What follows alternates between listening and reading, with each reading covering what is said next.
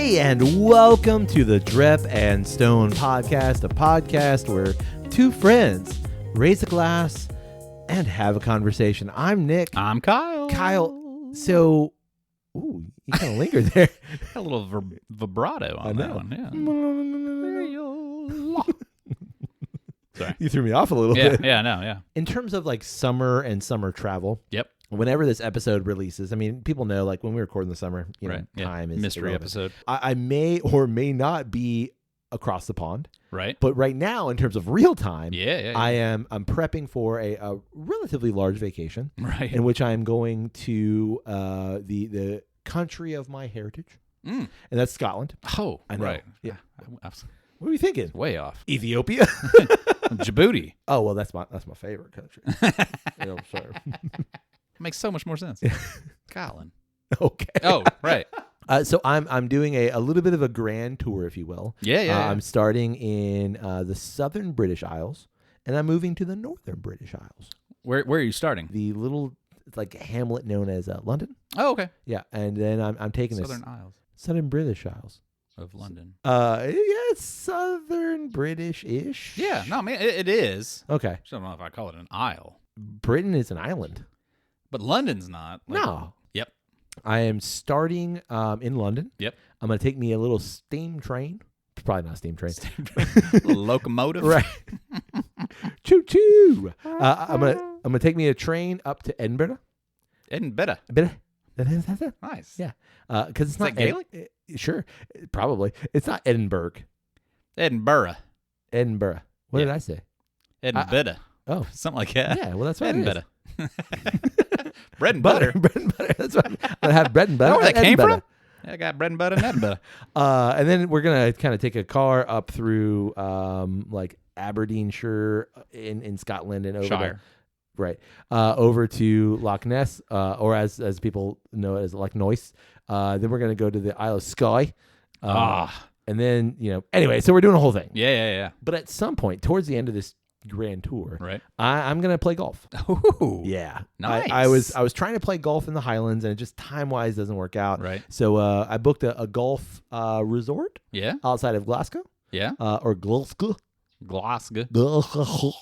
where I'm going to play right along the River Clyde. So for our friends in that area, Yep. you probably know where I'm playing golf. But Sure. all of that to say, like I've been prepping for that because it's becoming golf season. Is it more of a link style course? It is, yeah. It is a link style course. Okay. Yeah, it's not the I guess most Scottish golf courses are more like a link style course. Right. But it's not like a Highland course has a lot of elevation change. Yeah. It doesn't work out for my schedule. Well, or your game. Like it's Correct.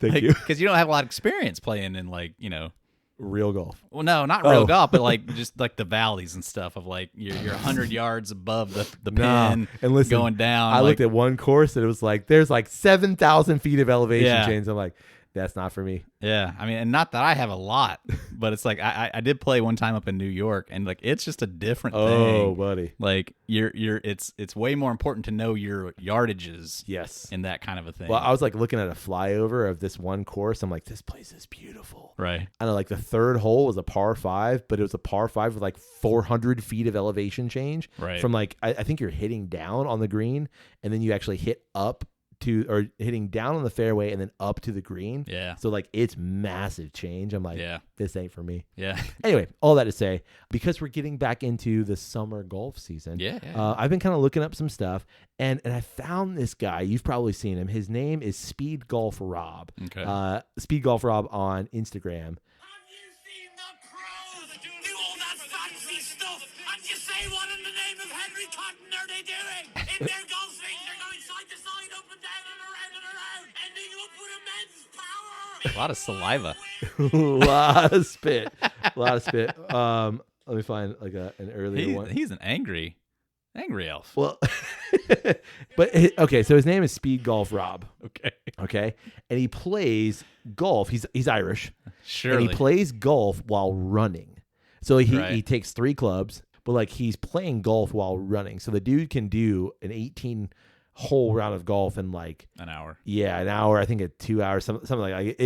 It's fast by golf standards. Right. But like I'm watching this, and like yes, if you Google this guy and you look at his stuff, 2 items that I am going to drive into your brain, Maru. all of his videos, he's yelling. There's a lot of spit flying, but he's like explaining like how would you hit this ball, Right. and like when you skip a stone, like your body position when you skip a stone, that's how you should hit this ball. Right.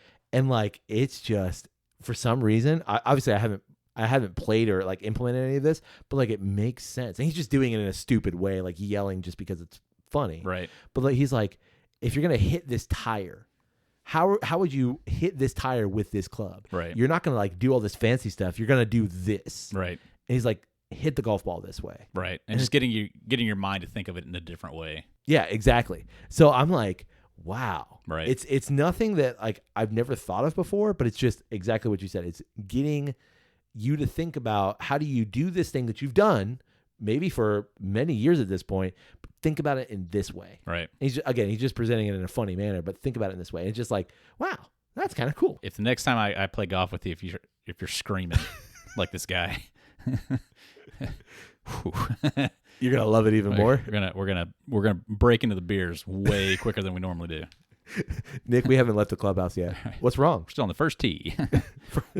First tee. We're waiting to get to the first tee. You go get the cart. I'm gonna park the car, and then you meet me back here. We'll load up the gloves. Okay. How pissed do I'm you a think? shotgun beer real quick, right here before I even go in. Yeah, but how funny would that be? Like people that are in front of us or behind Who us we are get like, paired up with? God, Oh my god! you guys can play through. Yeah. What? Well, let's go. You go Thank ahead. you. Oh man, that's perfect. That's how we ended up getting Through our golf just to game. be a twosome. Yeah. Yeah. That's perfect. Anyway, so I thought it was funny. Like I the algorithm is showing me that. It's like Oh, he likes golf and Scotland. he likes golf, Scotland, and yelling. We got him. Here's the We know thing. a guy. Here's the thing. Oh man, all that to say. You want to drink something? Yeah. We should probably drink something. Can we? Let me ask you this: can we continue with the summer of cocktails? We must because Thank God. that's what we've got planned up for this episode. I mean, I could totally like left turn and we No, can no, do no, something I- else. But you want to drink a cocktail? I do. Yeah. All right. So Okay. yeah, let's go mix up a cocktail. Okay. Everyone's gonna come along with us and make one, and then we're gonna talk about it. Well, can you tell me what it is? It's a New York sour. Oh, I've never had this before. Well, I've never made it before. This should be This interesting. will be great. All right. Well, let's go make it.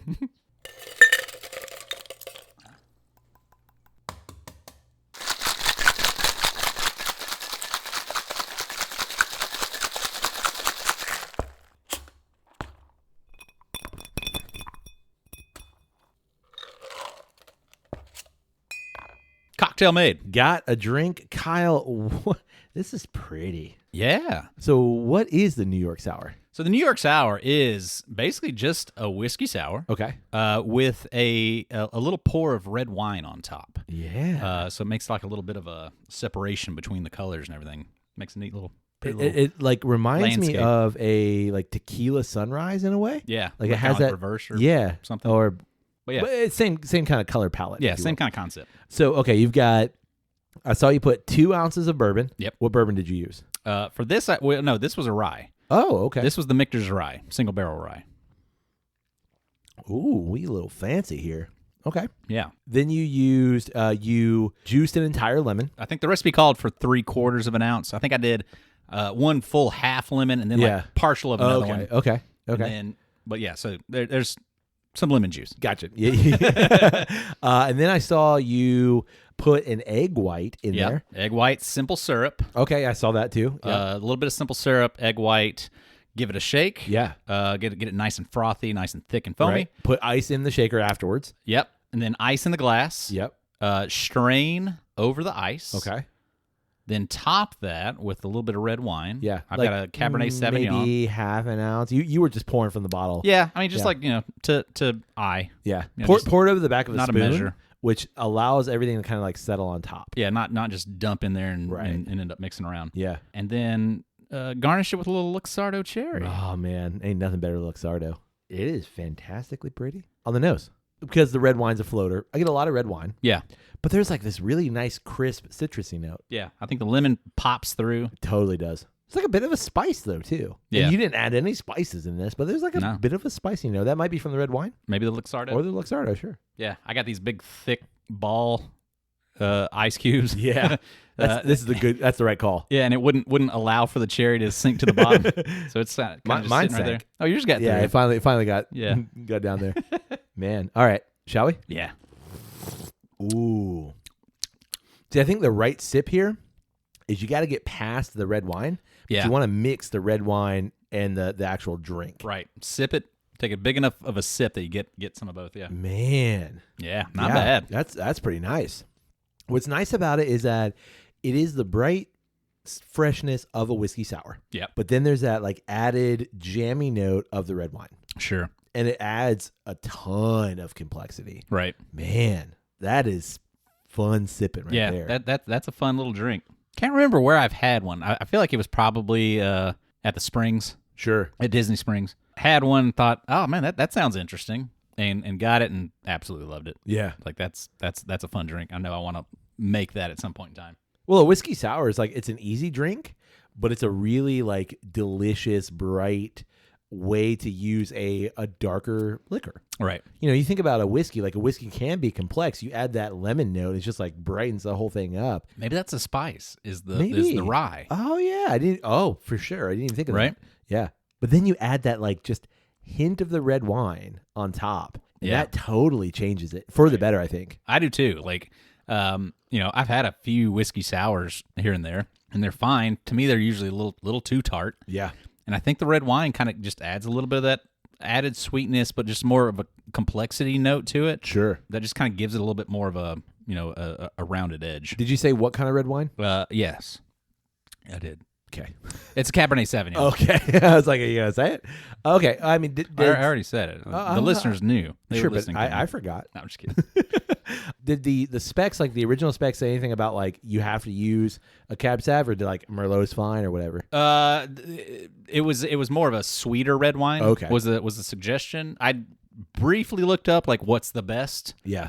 style of red wine to use for this, and it's like per taste. Yeah, whatever kind you of want. a thing. Whatever's Could be a whatever's Shiraz, handy. could be a Merlot, could be a Cabernet. Yeah, it was just Sure. kind of like all over the place. Okay, I didn't know if there's like a you must use. Gotcha. Not from what I saw. Yeah. Yeah, sipping through it a little bit, I think the spicy note, you're right, is from the rye. Yeah. And it's like that, not Christmas tree, not like cinnamon, but like something like in between there. Yeah. Like I said, I this is the Michter's single barrel rye. Right. I took a sip of it because it's a brand new bottle, just to kind of. I've had it before. The only time I can actually remember having specifically the Michter's rye was in New York City at a Christmas trip that I had, and like for whatever reason, man, I sipped it, and it's not like I only drink ryes around the holidays, but man, it was very autumnal, winter esque. Some ryes can do that. Yeah, for sure. They can give you that cinnamon note that just Yeah. kind of works well with Everything. anything holiday-ish. Yeah. Man. What I really, truly love about it is the brightness here. Yeah, Truly. Oh, Like, yeah. That's like, that to me is just, whoa, that's great. for sure. Like it pops. It's got a ton of flavor. It's not one note, and it is refreshing. Yeah, it is. I think just because of the lemon brightness. So that leads me to my next question. Where does this drink fit? Like, where would you have this? Like this one, I think is kind of like a multi-use cocktail. Mm-hmm. Like I think it could work cocktail hour, pre-dinner, Sure. sipping. But I think brighten up the palate, like you're getting the palate yeah, going. waken your palate. But I Yeah. think at the same time, the sweetness added by the red wine could also make it a bit of a dessert Yep. cocktail after dinner. Yeah. Um, I don't think it's a pool drink. It doesn't. Yeah. Like I even though it's bright and fresh, I don't think it's a pool drink. like the egg white addition is for a whiskey sour is optional nowadays. Like Sure. it's one way or the other. It doesn't have to be. I wanted to add it in there just to make it traditional. Yeah. I appreciate it. Yeah, me too. I think it adds a certain amount of viscosity. It makes to it healthier too. Like you're just adding protein. Yeah, it's a health drink now. Fruit and protein. Yeah. Grains.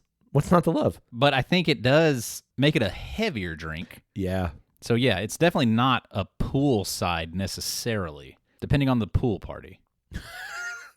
I mean, if you're having like, if it's a barbecue, Sure. and there's a lot of hefty meats going around. Okay. This might could balance that out. Yeah, I think you're right, but it's not like a, cruise ship hang out by the pool kind of drink. I don't think it's a, 95-degree day. Right. We're out at the pool. I need something refreshing to cool me off. It's a little heavy for that. Yeah, I think it's too heavy for that kind of pool because it's not quite that refreshing in that way. Right. I think you're right. Versatile, all around kind of drink. Yeah, and I don't know. I think it this version anyway. Yeah. To me, kind of exists in the spring. Ooh, why's that? The florally berry notes from the wine to me suggest more of a spring.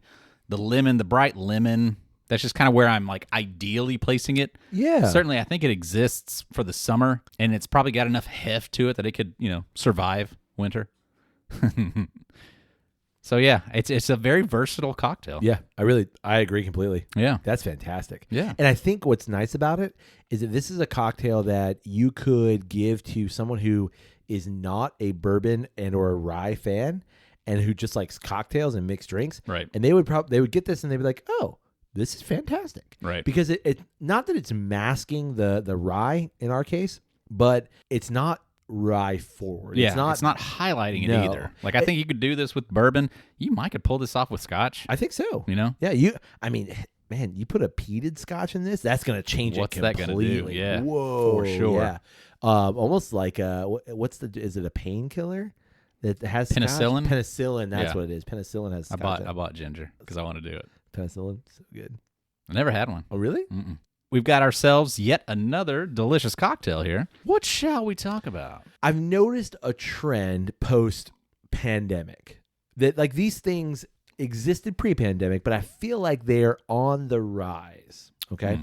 And I've noticed these things more lately because I've been booking restaurants and experiences and things like that. You're talking inflation. I'm not. Oh. I mean, that is a thing. Like, Yeah. I recognize that is a thing that the media has made up so that companies feel better about charging people more money, even though they have the same amount of stuff. And they're making more money, which is artificially making everyone pissed off because they think that it's the government that controls these things, but it's actually really not the government that controls these things. And then they also think that it's the president that has a direct influence on any of that kind of ticker. stuff. Like you can just Yeah, adjust like, it bloop, by bloop, bloop. hand. Yeah. So I recognize that like people think that this versus like inflation's not artificial, but this like perspective of inflation is actually artificial. Yeah. So I've noticed because I'm booking all this stuff for a trip. Yeah. I've noticed more late fees or Interesting. no-show fees. Sure. And I thought it'd be interesting for us to kind of discuss whether or not you've noticed that. And what are your thoughts on the no-show or the late fee? Okay. So here's an example. I literally yesterday booked a restaurant experience in London. Mm-hmm. I'm not going to call it a fancy restaurant, but it's a mid-tier restaurant, if you will. Okay. Let's say it's going to cost $75 a person to eat there. Okay. And the late fee on this place, like, first of all, I didn't have to put a deposit down to hold the reservation. Credit card number? I had to put a credit card number in. But if you showed up to this place, if you did not show up to this place, they charged you £60, so about $75 a person, because you didn't show up on your credit card. You had to put a credit card. Right. They don't charge your credit card unless you don't show up. Gotcha. Our reservation, let's say, is for 6:30. Mm-hmm. If you showed up at 7, they charged you like a £10 late fee up to 7:30, and then you were a no-show or something like that. Like, that's not exactly what it was, but it was some version of tiered thing like that. Gotcha. And that caused me to pause, I think, as it should do, of like, do I care enough about this restaurant to possibly incur that fee? Right. And am I willing to pay that fee? Right. You know what I mean? Right. So that's kind of like a multi-layered thing here. First of all, how do you feel about these fees? Are you willing to pay those fees? And like, would that cause you to be like, nah, I'm not going to go to this restaurant just in case something happens, I don't make it. I'm not going to pay the $75 or whatever. Right. I think you're asking yourself the right questions. And I think you asking yourself those questions is the response that the restaurant wants you to ask. Okay. Because they're trying to maximize business.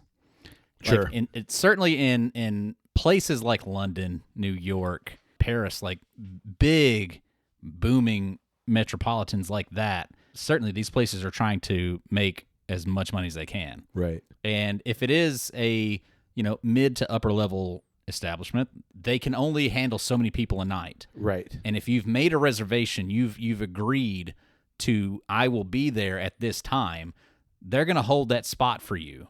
And they're going to be turning people away all night long, knowing that you're going to show up. Because they're thinking we've got money in the bank. Yes, we have a reservation for this person. So if this person doesn't show up and I'm turning people away constantly, I've lost out on, even if it's just two people, about $140 to $200 worth of services. Right. And so they're trying to avoid that. To then charge you the full amount if you don't show up seems a bit extreme to me. Most of the time, from my experience, when I've heard about these things, it's usually substantially lower. It's maybe like a quarter of what you might have spent. But it's something that, but enough to deter you from, or enough to cause you to pause and think of like, do I want to skip out on that thing? Yeah, enough of a deterrence to say, you know what, we're over here and we're kind of enjoying what we're doing. Let's just blow off dinner. Right. Because obviously the restaurant is trying to avoid that as much as possible and trying to, if you don't show up, recur some of that cost. Sure. Because we've been turning people away, and it's not, and then if we do say, all right, that 7:20 reservation didn't show up, we can now take that four top that's outside wanting to come in. Yeah. And bring them in, and then you show up 15 minutes late.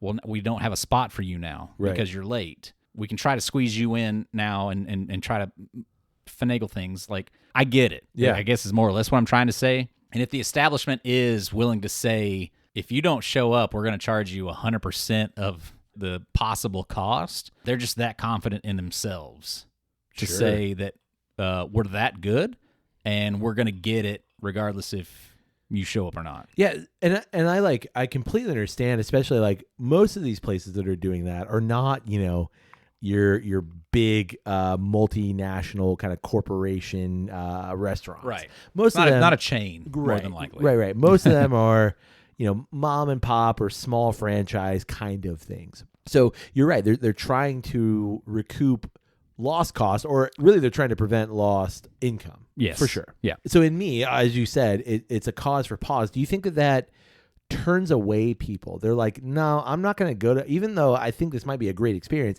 I'm not going to put a deposit down or whatever, just in case something happens. I doubt it. Yeah. In most cases, if it does, then certainly that's the point. Right. I think that's the point of the restaurant.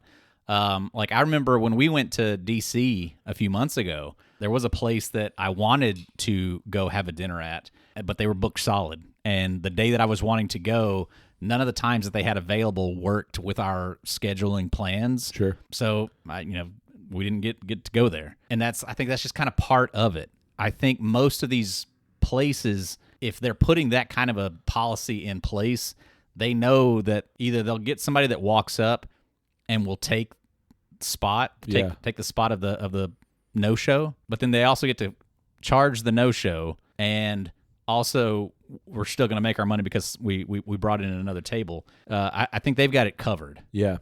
So I just wonder, is this almost a way to punish a patron and instill some sort of loyalty, or at least cognition of don't be late or don't not show up? I think it's certainly that, but I think it's more so, who doesn't get anything in that late fee charge? The server. The server. Right. So if you don't show up for the reservation, the server still doesn't get anything regardless in the scenario. So the restaurant wants to be able to fill that spot. Obviously they're trying to provide their product, but it's also, the server is also there for a job. Right. Maybe, I don't know this because I don't know what that fee then goes to, but maybe they are then giving the server. I kind of doubt it. No chance, because it's not like they're pre-assigned tables to know who that was going to. Right. I guess it could be a situation where they pool the tips and then everybody takes an equal share. Right. Could be something like that. That's not an uncommon practice, but I think it is just a thing of, we are booked solid every night. Right. We have maximum capacity every night. and we don't want to take lightly the fact that we've agreed to hold you a table and then you didn't show up for it. Right. Certainly in an instance of like it was something that couldn't be avoided. You know, we had our flight was canceled. We couldn't get there. Like certainly like that's gonna happen. But at the same time, it's like, well, but that's the risk of like having a guaranteed spot here. Yeah. So in relation to that, I did Risk reward. I did a little bit of Googling. Yeah. Okay. Oh boy. And I found this article that kind of speaks to that a little bit. And the article was not only about restaurants, but it was from the perspective of like a barber or a hairdresser. And it was a barber who caters to, you know, I'm not going to say like upper level clients, but a barber who is a little more bougie. No, that's not quite it. It's not you're like, you know, go stand in line and wait for the next barber and like you might get the dude you want or the woman you want. It's not that kind of place. It's like you book this out a month out kind of thing. Right. So that, you know, you're booking basically every month or every 3 weeks. You're not whatever. Booking with a specific stylist. You're just you booking are for a spot. No, you're booking with a specific person. Like you're in this place and like you want that person. Right. So that person is relying upon you to be there right. for your appointment, whatever it is. Right. So this individual that was interviewed for the article basically said like my no-show policy is a $200 charge. Whoa. Yeah, which is like something like, you know, 5 times the amount of a haircut or something. I don't know exactly what it was. Right. Which is a huge like, whoa. Yeah, that's a lot. A bit much. This was in Miami too. I don't know if that changes things, but this was in Miami. But then, you know, the whoever was writing the article basically asked like, so what happens if someone is like, again, late because of a plane or something? Right. And he said an emergency. Yeah. He said, obviously I take that into account. They have to call me. We talk it through. Things happen. He's like, I know life happens. This is the barber talking. I understand life happens, but also like you've now taken money from me. In my mind, I'm like, okay, if your haircut, let's say, costs $30, charge the $30. Right. Don't charge $200. Yeah, that makes no sense. But then like I recognize that like for some women, like a whole cut and color thing might be very expensive. Full blowout. Yeah, easy. So I think that's a term. It's a term. Yeah, no, I think you're right. Yeah. If not, people will let us know. Maybe in the 80s. No, like maybe it's not a common thing anymore. A Brazilian blowout. Whoa. Yeah. Woo. But like I recognize that those things can be quite expensive. Yeah. Like I see that that's lost revenue for that person. Yeah.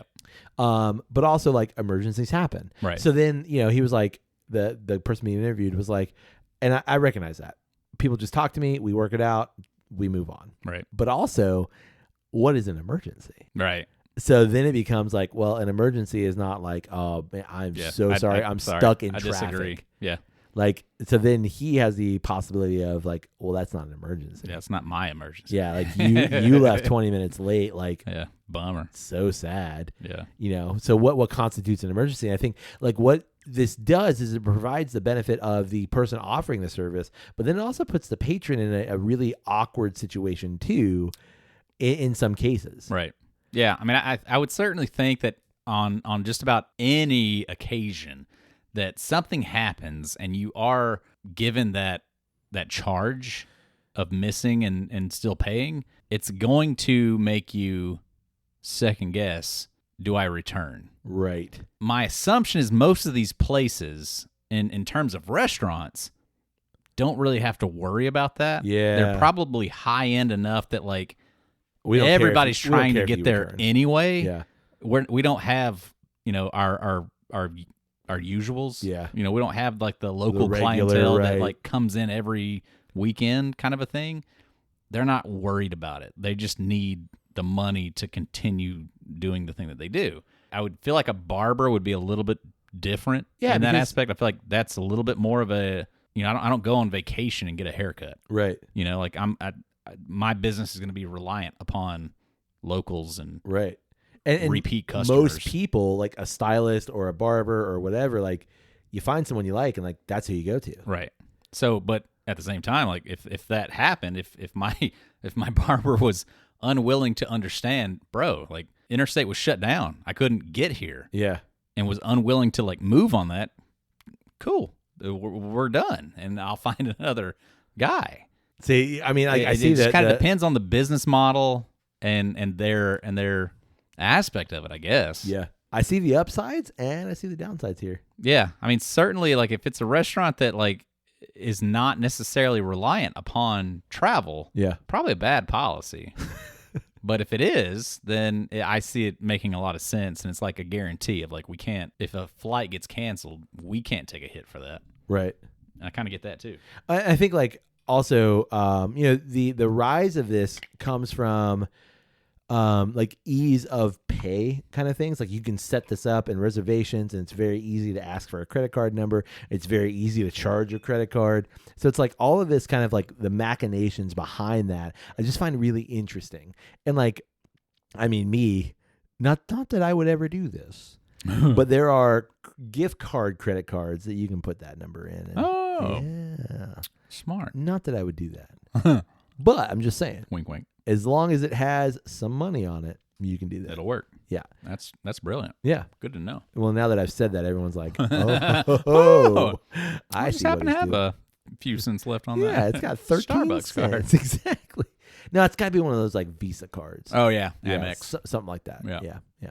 Anyway, so just thought, like, in the grand scheme of things, like, what is going to be the outcome of this, or how do we deal with all of this? And I don't know that there's an answer. I don't either. I mean, I think it is one of those things of just like, if it's a travel situation, you just have to like put that into the account of how badly do you want to eat at this place? Is it worth that risk of something happens that day? It's pouring down rain. I don't feel like getting out and going over to the restaurant, but crap, if we don't, $150. We're still paying for it either way. So like, in all honesty, like the restaurant probably like, benefits from that. Sure. In terms of, all right, well, it's giving us, if they take it in the right light of like, well, it's giving us an opportunity to still impress with what we can do. Right. We're that confident that our experience is that good that we're willing to make you come out in the weather and still enjoy your meal. Yeah. And we're going to crush it. Then you better crush it. Or that haircut better be the best damn haircut I've ever had. The barber I don't get. I can't justify that one. I really can't justify that one. That one's a little different to me because, again, you're not talking about the one-off right person. More likely you're than talking not. about people who You're building a relationship yeah, with. you're trying to say like these are my people. They Right. come to me. Like that one I don't get. You got to have a little bit more leeway. I feel like I think so too. Yeah. On that note, you got anything else? No, I don't think so. No, me neither. I have nothing left in my glass either. I know. About halfway down, I thought, do you put a little floater on top? I thought about that. What would you float? Probably just more rye I think so. and just let that sing through. Yeah, just like, but like not a big splash, just like a little. You know what I also thought was like halfway down? What's that? This might would crush with like a salt rim on it. Yeah, maybe. I was kind of getting there, like the sour. What would that do? Yeah. Yeah, no, I was almost kind of thinking like maybe like a little salt would do the thing. Well, we'd love to know, what do you think about a New York sour? Yeah, you ever had one? You ever tried one? Let us know about it. What was your experience? And what is your whiskey sour experience? What is your favorite whiskey to use in a whiskey sour? Nice. Yeah. We'd also love to know, what do you think about no-show and or late fees? Yeah, I mean it's just a part of everything. Everything requires a gratuity nowadays. Yeah. It doesn't require it, but everything asks. Everything asks for it. That's Yeah. a whole nother thing. Don't get me started. Yeah, gotta get those vending machines. What? Optional gratuity. No. They work hard, man. Oh, man. Don't even. Well, we'd love to know what you think. You can get in touch with us through email. It's drepandstone@gmail.com. You can also get in touch with us through social media. It's always one word, Drep and Stone, DREP and Stone. Find us anywhere that you're socializing your media. We'll be socializing some too, and we'd love to interact with you. For sure. And if you're making cocktails this summer, let us know what you're drinking. Yeah. Just a simple pic, tag us in it, and we'd love to see it. Kaboom. Yeah. We'd also love it if you support the podcast. You can do so in a myriad of ways.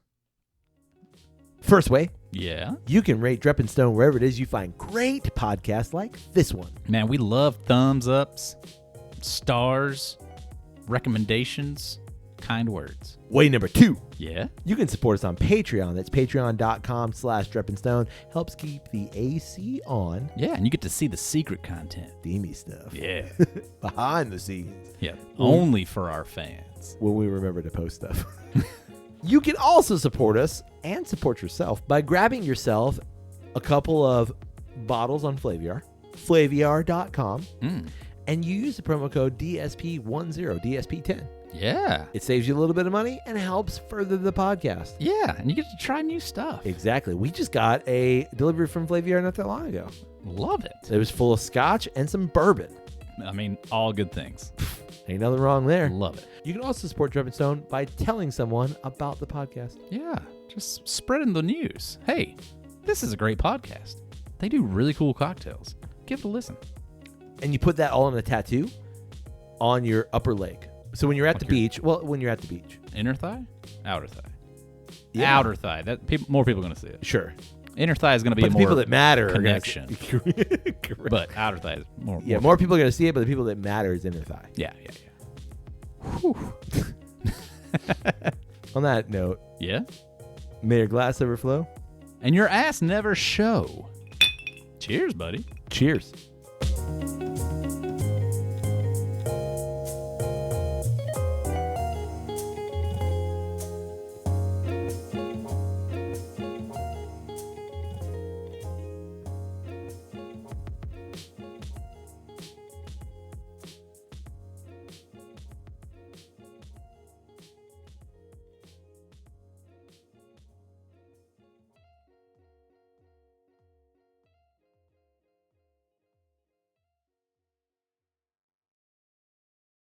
Oh, so much better. I'm like, It's like you got a dilation halo now. around you. I'm like, sorry. Have a good dance, class. My dude. Yeah, you know I will. We're dancing right now. I got the moves like Jagger. Number Why one. do you have 3 loops on that shoe? What's happening there? What are you talking about? Oh, you stuck that shit in the hole. Okay, Yeah. never mind. Yeah. Like, he's got 3 loops on that shoe. I've got a spare Dune popcorn bucket.